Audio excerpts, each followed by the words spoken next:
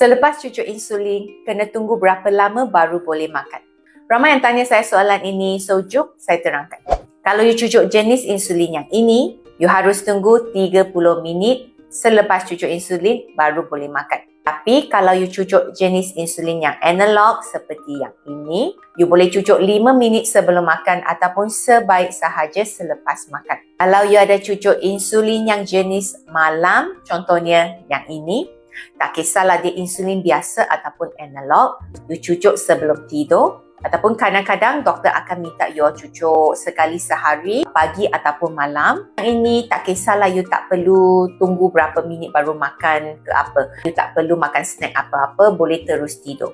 Ataupun boleh terus continue your daily activity. Harap info ini membantu. Dan kalau you ada cucuk insulin, cuba komen insulin apa yang you tengah guna. Kalau you nak belajar tentang info kesihatan dan ubat, jangan lupa klik follow.